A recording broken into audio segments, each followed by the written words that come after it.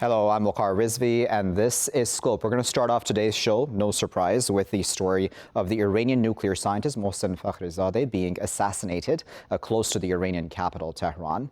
Now, Mr. Fakhrizadeh was an extremely important nuclear scientist, vital to the country's nuclear energy program. He had been on the hit list for the Israelis for quite a while now. We all remember that 2018 presentation that Netanyahu had made, in which he mentioned in great detail Mr. Fakhrizadeh's role in the nuclear energy program of Iran.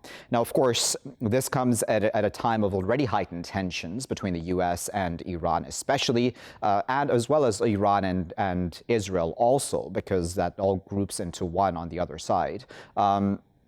With the U.S., we right now also have talk of Donald Trump, of course, leaving office and possibly even wanting to, according to many reports and rumors, starting a war possibly with Iran as well. Is this all in that regard? Is this all with that aim in mind? Let's discuss all of this a bit further. We're now joined by Dr. Mostafa Khoshchesm, who is a senior Iran affairs analyst. He's joining us today from the Iranian capital, Tehran. Also joining us from Tehran is Dr. Heidarali Masoudi, who is an assistant professor, I should say, of international relations at Shahid Beheshti University. Dr. Masoudi and Dr. Khoshchesm, thank you both for joining us today. Heidarali Masoudi, I'll start with you then. What do you make of the assassination of Mr. Fakhrizadeh and what this signifies for Iran? It is very important because Mr. Fakhrizadeh was one of the most important and influential person in Iranian nuclear and missile program, at least since 1990s. As the Defense Ministry said in a report and in a declaration, Mr. Fakhrizadeh was the head of the Center for Innovation and Research in that ministry, and I do believe that the assassination of such a person is very important and is very impactful of Iran nuclear activities. Mostafa Khoshchesm, the question on everyone's mind is, what will Iran do now? Four nuclear scientists have been assassinated by, of course, allegedly the Israeli regime between 2010 and 2012. Will Iran go very strong in retaliation in the way that it did after the killing of Qasem Soleimani? Hello, thanks for having me. Well, ever since 2002, when Iran's nuclear program came under the spotlight, the Israelis have been trying to say that they are preparing to stage an attack on Iran. So every now and then we have been hearing about war games by Israel and some other countries. And there have been leaked reports, or so-called leaked reports, in Western media outlets, especially in the U.S., that Israel was preparing for attacking Iran. But at the end of the day, nothing happened. There were more and more threats in order to pressure Tehran into talks or holding parts of its nuclear program. Back in 2007, even some cabinet ministers in Israel stated that they would be preparing for war against Iran. In a matter of 1.5 years to 2 years, Iran started its first ballistic missile war games called Payambar Azam 1.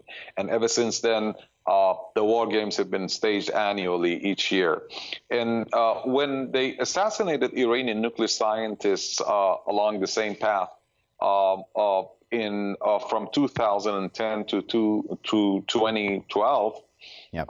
Iran responded with a strategic move and increased its centrifuge machines by several thousands. Right. So, in other words, all the threats that have been posed to Iran by the Israeli side, at the end of the day, they've done nothing but sabotage, like cyber attacks through Stuxnet, yeah, or assassination of Iranian nuclear scientists. And the response has always been Iran's strategic responses come in the same strategic field of the nuclear industries by multiplying Iranian centrifuge machines. And I appreciate saying that, Mostafa Khoshchesm, but I wonder, Heidarali Masoudi, that this is a time of great pressure on Iran, right? So we have the maximum pressure campaign that the U.S. has put on Iran. I imagine there's a lot of pressure on President Rouhani right now as well, even though he's going to be leaving office in the not too distant future when the Iranian elections happen.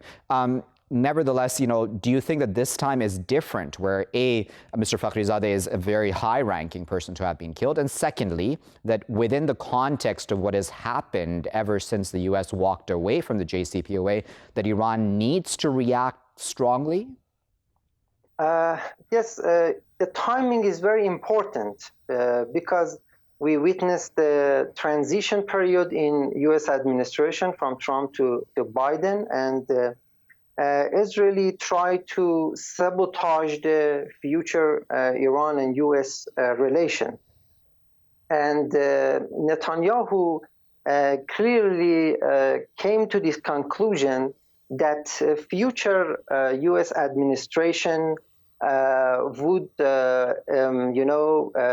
return to JCPOA and rejoin JCPOA, and it is very detrimental for Netanyahu, and he tried his best to damage and to damage this possibility, this potentiality, and make harder and harder for Biden administration to rejoin JCPOA. I think the timing is very important in this regard, but I do believe that the honeymoon between Netanyahu and U.S. government is over, while we have to accept that U.S. commitment to Iranian to the Israeli defense and security will be continued in Biden administration.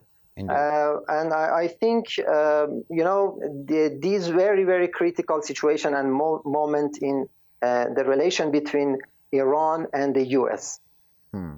Mostafa Khoshchesm, if we're completely honest, even before this assassination, it wasn't like the JCPOA was just going to snap back into where it was before Trump came into office, right? I mean, I know that President Rouhani made a statement, I think it was just a few days ago, if I'm not mistaken, about how the U.S. and Iran could return to a period from before when Donald Trump walked away from the JCPOA. But is that and was that even realistic? Do you think that in some ways President Rouhani has been a bit naive?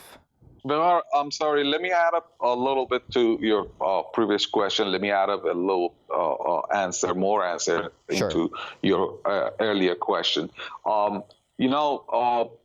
Iran would definitely provide a very direct response this time, not only because sentiments are high and there have been gatherings and protests since last night, all calling for a direct response in reprisal, but also most Iranian experts now believe that there needs to be a deterrent factor here included.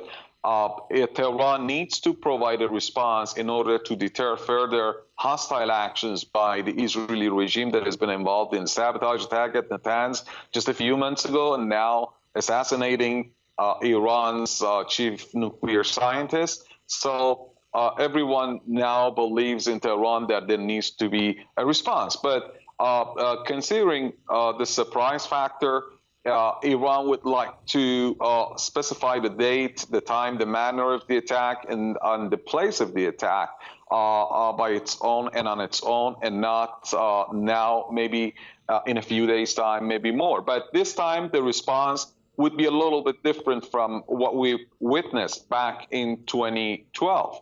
It would be a more direct response, I believe.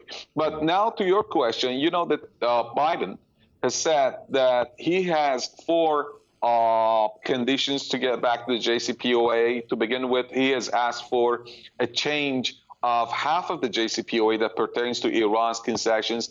That is, he has demanded extension of sunset clauses. On the opposite side, Iran has stressed that it would not abide by the Biden's rules and conditions, and it has said that it would not change even a word. It has demanded reparations for the all losses incurred on Iran because of the U.S. withdrawal, and it has demanded a guarantee that the U.S. would not go for a trigger mechanism again. Therefore, there is a war of willpower between the two sides, and the bone of contention pertains to the sanctions that should be removed all throughout the last several years after the U.S. discarded the deal. Biden would not agree to that, definitely. Iran wants that, definitely.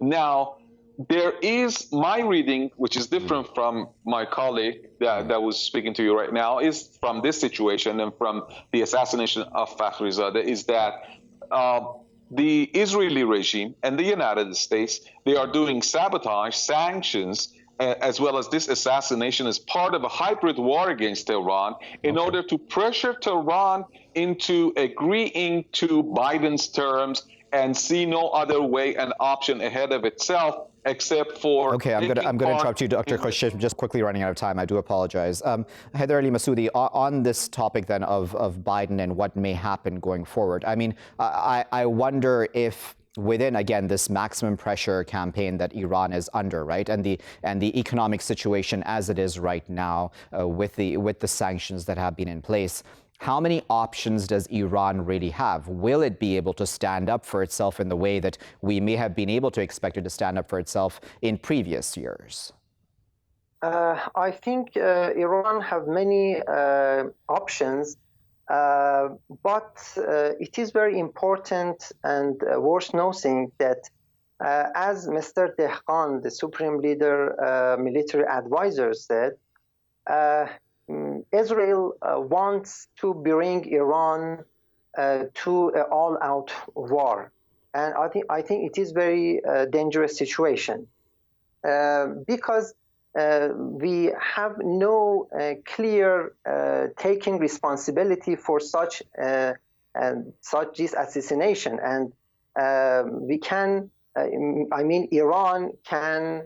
Have reserved the options, as my colleague said, to the time and how it's what wants to react to Israel and to other antagonistic behavior of other countries in the region. Any harsh reaction to this assassination would be playing in Israel's ground. Well, we'll leave it there at that, but we do sincerely appreciate Mostafa Khoshchesm and Heidarali Masoudi for speaking to us here in Scope, giving their reaction to the assassination of Mohsen Fakhrizadeh, that very important Iranian nuclear scientist there who was assassinated right outside Tehran, assassinated by, according to at least the measurements of the Iranians and the understanding of the Iranians by Israelis who have, of course, assassinated several nuclear scientists in the past, especially between the years 2010 and 2012, where 4 nuclear scientists were assassinated within those 2 years. What exactly is the goal here? It's obviously a continuation of the maximum pressure campaign as well, isn't it? It's about making the Iranians bow, but will they bow? They have not yet bowed. They have not yet bent their knee towards the U.S. Will they be forced to continue negotiating possibly even a new JCPOA, a JCPOA 2.0, as has been spoken about by many experts? One can doubt that that would happen, especially now with sentiments very high for retaliation. Are we heading to a war or not? That's, of course, too early to say as well at this point in time. I'll leave it there for now. I'll be back with my next segment after this break.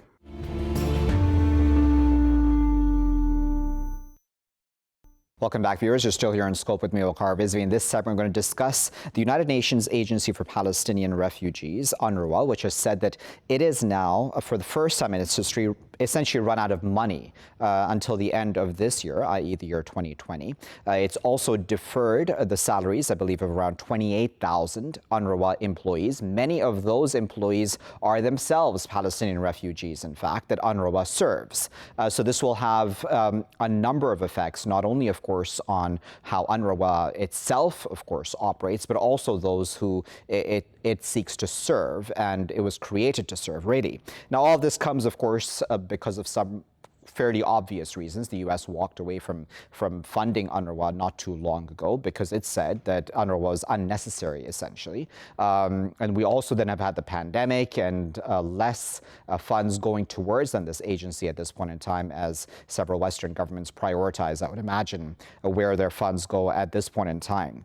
At this point, a UN report has also said that the Israel/Egypt blockade of Gaza has cost the territory around $16 billion, and that's probably a lower estimate, and has pushed more than 1 million people below the poverty line, and this has happened all just within a decade or so. Let's discuss all of that a bit further. We're now joined by Kamel Hawwash, who is the chair of the Palestine Solidarity Campaign. He's joining us today from Birmingham. Joining us from Beirut is Laith Marouf, who is an award-winning multimedia producer and broadcasting law consultant. Laith and Kamel, thank you both for your time today and for joining us here in Scope. Kamel, let me start with you. Let's start with UNRWA firstly. What would it mean for UNRWA to essentially just completely run out of funds? Well, first of all, let's be clear. UNRWA's mandate that was established after the 1948 creation of Israel in 1948 and expulsion of 750,000 Palestinians into neighboring countries who became refugees. So it was established to provide, and it is called the Works and Relief Agency, to provide work and relief for the Palestinians. And the simple fact is its mandate can only really end when the Palestinian refugees have gone back home, or they individually and collectively accepted a solution. So that's the background to this. We know that the reason that its existence is in peril is political. It's very much about Israel not wanting it to exist. It doesn't recognize that there are many Palestinian refugees. It thinks it's only the first generation who left who are the refugees, who are a few thousand who are still alive. Yeah. But the fact is that there are around 5 million Palestinians who receive aid from services, if you like, from UNRWA, and that should continue until they are free and are able to return home. The United States political decision was to support what Netanyahu wanted by finding ways to do two things. One, to remove the status of a refugee from the Palestinian refugees, to settle them where they are. And secondly, to make the existence of UNRWA so difficult that it would collapse. And that would deprive the Palestinians of the services that it offers, and it would deprive its workers of the salaries that they receive. Yeah.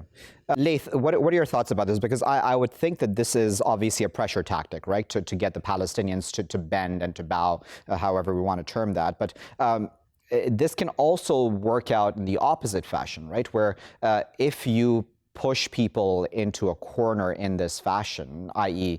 vis-a-vis the economy, unemployment, etc., that could very much blow back on you, couldn't it? Definitely, and you could see that the cutting of American contributions to UNRWA came with Trump being elected and his push to have the deal of the century. So what we saw developing over the last 4 years is the cornering of Palestinians and leaving them for themselves to help themselves in order to pressure them into accepting whatever the United States and its colony apartheid Israel wants. So first the United States cut the funding, and then now these Gulf countries that are normalizing with apartheid Israel also are cutting their funding. At the same time, we still have the blockade imposed by Egypt and apartheid Israel. So the Palestinian people have been left now to themselves, to fend for themselves. And maybe it is a blessing in disguise, because the dependence on these collaborating Gulf states and the empire to provide for the Palestinians have made the Palestinians actually dependent on them. And this is not something that any people that are seeking liberation should do. All right, we're joined now by Akram Sattari, who is an analyst and journalist who's joining us today from Khan Yunis in Gaza. Akram, thank you for your time. Tell us about the situation, Akram, where you are in Gaza right now. And I know we've spoken about this many times, the economic situation. What are the thoughts about Gazans and Palestinians as a whole about that, and whether or not this will work in making them bend or bow to Israel or America or whoever's wishes? Well, let's start talking about politics before we start about economics and the situation that is resulting from economics. The Palestinians believe that the whole situation they're living now and that they are being discouraged by the implications of which is purely political, where America contributed at the very beginning to the establishment of the state of Israel and the rocks of the state of Palestine. And after that, and as a result of that occupation, we have around 9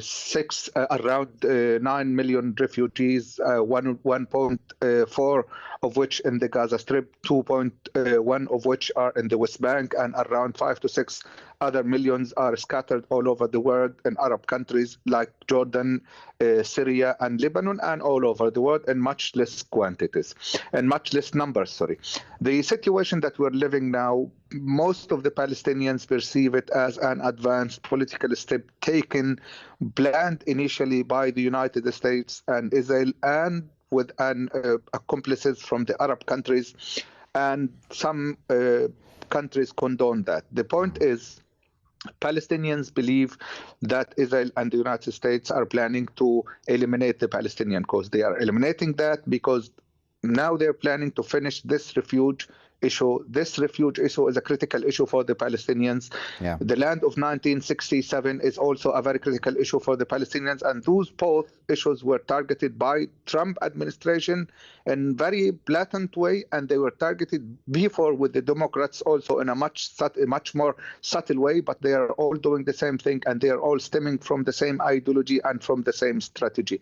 The very simple Palestinians, the ordinary people in the streets, believe that this is a political step that is trying to inflict as much economic loss on the Palestinians and deprivation and need, and to create about a very lacking situation to promote the Palestinians to accept whatever political compromise is offered to them. Now, So if I may come in, Akram, because I wanted to ask you, Kamel, then about that. Is this likely to work? Because it may very well, as Akram has laid out, work out in the way where we now have Biden coming into office, and Biden then offers money to the Palestinians, but then, with, of course, strings attached. Will this work?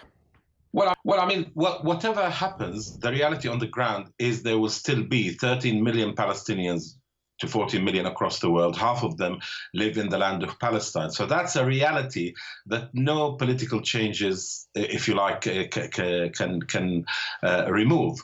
And therefore, whatever happens in the next year or so as Biden gets into office, will he prioritize the Middle East conflict as one of his main policies, or will he focus on internal matters where the United States has been divided by Trump and so on? Unfortunately, what the Palestinian Authority has shown is that it will change positions in a very unfortunate way that will not help the Palestinians. So having initially stood up completely to the United States and to Israel, it then decided last week that and refused to accept taxes that Israel sort of collects because it was withholding some of them. We suddenly heard that they had decided to renew these relationships with Israel. So that doesn't bode well. But of course, the Palestinian people will not accept that, and that is what will happen next. So I'm afraid, yes, in terms of the willingness of the Palestinian Authority to accept, a lower ceiling, if you like, in terms of what it will accept is there for all to see. But I don't think the Palestinians, and there are 13 million of them, will allow that to happen. Laith and Akram, I'm just going to give you a minute each because we're quickly running out of time. Laith, on this issue then of Palestinians, unemployment, etc., financial pressures, right? I mean, can we blame them for looking for solutions vis-a-vis, or, you know, for a better life, essentially, for themselves and their family members in this situation? I mean, do you think that at some point that the Palestinian peoples will also give in? Well, this is what any colonizer hopes, that they can make life so miserable for a decolonizing nation or seeking freedom that they'll give up on their collective rights and start looking out for their individual rights. And, you know, history has taught us that that doesn't really work most of the time. There's always somebody that will be resisting, no matter how much of the elite collaborate with the colonizer. And in this situation, the PA, the Palestinian Authority, and Fatah as a whole are coming to an end of their usefulness. Now you have, in the last few days specifically, Palestinian factions speaking openly about that the PLO being dominated by Fatah and the collaborating class does not represent the Palestinian people anymore, and there has to be a new and revised formula for representation of the Palestinians. And it may be closer than we ever think that this elite, collaborating elite that lives off the handouts from apartheid Israel and the Gulf countries are going to be swept away with the coming revolution that is expected. Akram, I'll give you a word then. Tell us what is the feeling on the ground then about the PA, as our other two guests have said. Are its days numbered?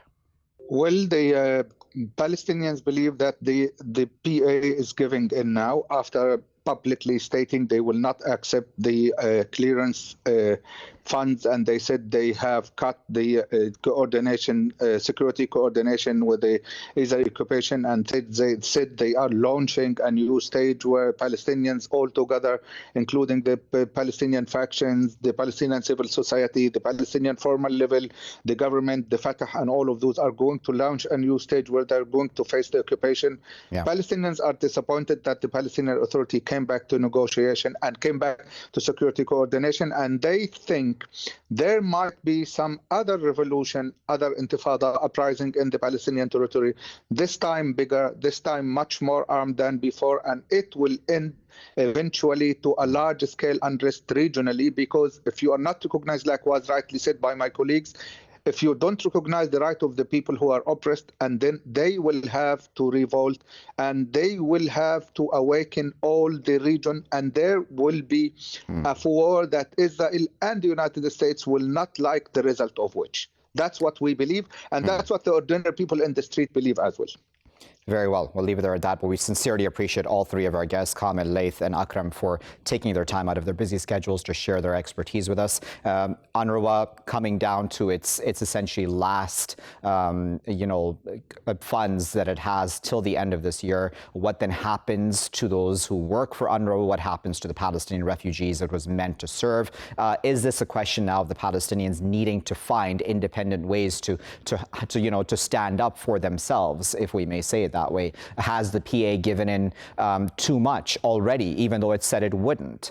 There are a lot of questions, open-ended questions at this point, because we can't just have the region wish away Palestinians, right? They are there, and whether we like it or not, they're going to stand up for themselves, as is their God-given right to do so. So then how does one do that within a situation where they're under such massive economic pressure as well?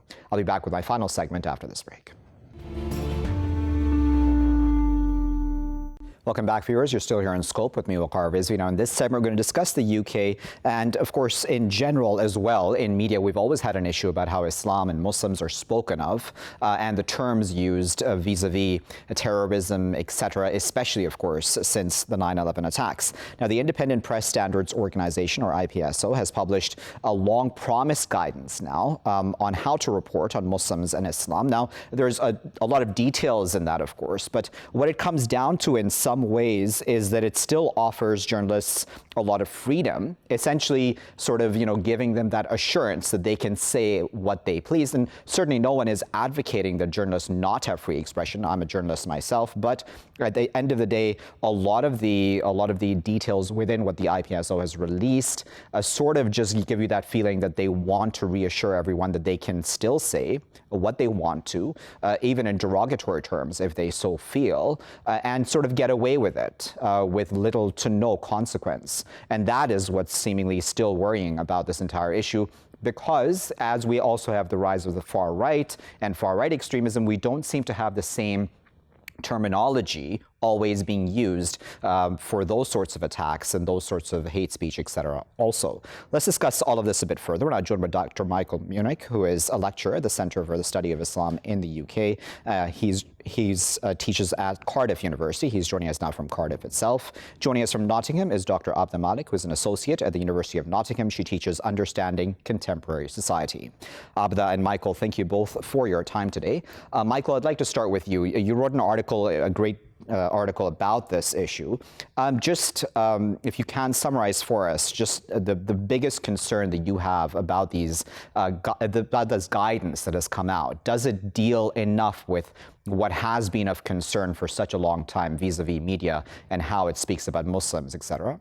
Thanks, Waqar. Yeah, I will start by saying that I think any guidance that is offered is useful, given that we've had such a track record since 9/11, but even before that, with the difficulty of representing Muslims in the media. For an organization that is a press regulator to offer some kind of guidance on how journalists can do this effectively and well, we welcome that. That's always an improvement. What I worry about is that this document, which is there to help journalists, especially those who maybe don't have the familiarity with Islam, perhaps they don't understand a lot of the issues, the terms, they're worried about making missteps in their reporting. And I think that we have a situation of journalists who want to do the right thing, don't want to upset a group unnecessarily. But the guidance focuses less on that and more on assuring them that if they want to take that stronger, more aggressive line, that it's okay to do that. And this, for me, doesn't do the job that I think guidance is meant to do. We know that there's a history, especially in the national news, especially in certain corners, you might say right-leaning news organizations that have had a very aggressive stance against Islam and Muslims, talking in terms of terrorism, extremism, wondering about their fit with British values, and they want to be able to keep doing that. And this guidance takes great pains to remind them they're still free in those ways without providing as much emphasis on what the consequences of that reporting are for the communities that are being discussed. But one other thing which was interesting for me is, context, right? So it's also important to speak about who exactly media approaches as quote unquote experts on Islam or Muslims. How important an issue is that in your opinion? I think it's extremely important, and I think there needs to be a collective in terms of networking, looking at particular individuals to contact to provide an accurate representation and portrayal of Muslims within the UK. I think one of the things with this guidance, however, it is welcomed, and I think it's come as a result of various different organisations who are Muslim civic organisations that have challenged what is going on within the media. So in various angles has failed to do a particular job, and therefore you have the Centre for Muslim Monitoring, media monitoring, that's come about, that's really holding the media to account in a way that's not seen before. There's also been, way back in 2012, the Leveson inquiry, which called specifically for the replacement of the Press Complaints Commission because it wasn't adhering to the ethics and the guidance that was already provided in a particular within the commission. So it was being critiqued. So you've had constantly challenges posed by civic organisations and also the general public and Muslims generally, who have been very critical of the type of representation that we see of British Muslims and across transnationally as well, across the globe. So one of the main things that's come out recently, which is of very much interest, is a report that was done by the Muslim Council of Britain.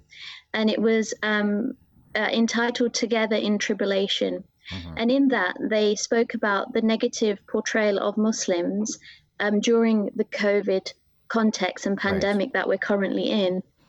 If I could just come in, sorry for interrupting you there, Abida. Michael, I wanted to ask, if I may play devil's advocate for a moment. A lot of people would say that the press is tough on everybody, right? At least that's the general narrative about how the press acts vis-a-vis any group of people, ethnicity, faith, etc. And that Muslims are looking for special treatment. Is that a fair accusation, do you think?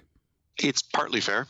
Certainly, it's the case that journalism focuses on things going wrong. The old adage, and I worked as a journalist for many years myself back in Canada, we say that, planes landing safely is not news. So when planes crash, that's when it makes the news. And so we do pay attention to negative instances. But what research has shown is there's something exceptional going on in reporting on Muslims. There's a study from a team of scholars up in the northwest of Britain, of England, that was looking at a huge swathe of news coverage in the UK between 1998 and 2009. And what they ultimately concluded is that there is an exceptional, a third more association of Islam with conflict than you would see in general news reporting. So given there's something exceptional in how Muslims and Islam are reported, some exceptional attention is required. It's not that this is imposing new rules on journalists and what they should do. And I think that critics are a bit disingenuous to say that this is binding journalists' hand at all. What it is clarifying some of the consequences and some of the pitfalls for journalists in advance of the reporting, so they can try to do as good a job as possible and not fail on issues of accuracy or on issues of discrimination, not to go beyond what they would do reporting on other communities. That's interesting, isn't it, Abda? Because certainly, any group of people, like I said, faith, ethnicity, would have problems within them, right? I mean, there's no group of people that's perfect. So those issues would need to be discussed. So are Muslims in the UK looking for special treatment in any regard, or are they just looking for a level playing field in a sense? I think an equal treatment is required, and I think what happens is much of what's written in press and general TV media and radio is it can call for inciting hatred, and particularly we see a sharp rise in hate crimes that are targeting Muslim women. So this is hugely problematic. And just going back to the COVID example, there were various pictures of Muslim women, visibly Muslim, in hijab when reporting on the statistics of COVID. They had nothing to do with Muslim women specifically, but it was through that, it was providing a kind of perspective that potentially Muslims are super spreaders. So it's a reading between the lines as well of how reporting and how things are put and represented to the general population. We also know there's reports that have done, there's one by Ipsos Mori, which is a statistics organization, looks at market research, and it commissioned a piece with the Joseph Rowntree Foundation and Aziz Foundation. And they found that many people don't have an understanding of Islam because most of the information they have gained is from news and the media, and it's inaccurate. So it found 57% of the public didn't have much knowledge about what Islam was and what Muslims believe in. Yeah, so Michael, the final word before I let both of you go then. What then needs to happen? What would reasonable standards then look like for how the press should then talk about Islam and Muslims? I think education is really important, and I think that anything that we can do to strengthen journalists' knowledge of the issue will help. The kind of mistakes that Abda mentioned are ones that are easily correctable with a little bit of attention to fact-checking and building relationships with source communities. If you're reporting a lot on Muslims, get to know a diverse range of them. Let them trust you so that they come to you with stories, and when you have information you need, you can go to them and be welcome and be given the goods, as it were. That handles the misinformed side, the disinformation side of it, where there's something a little more of an edge going on. There's an ideological desire to portray Muslims as others. That's a harder one to handle. But I think that if we can start by leveling the playing field in terms of the basic expectations of reporting, then we can work on questioning why it is that certain corners of British society want to put Muslims in the other box. I'll leave it there at that, but we sincerely appreciate both Michael and Abida for their time today and for sharing their expert insights with us. Michael was speaking to us from Cardiff and Abida was speaking to us there from Nottingham, speaking about the IPSO and its standards now, or its guidance on how to report on Muslims and Islam in the UK. Interesting discussion because, of course, it's not like Muslims are looking for special treatment. They're just looking for an equal playing field, as Abida there said. I'll leave it there for now. I've been Waqar Rizvi. Thanks for watching.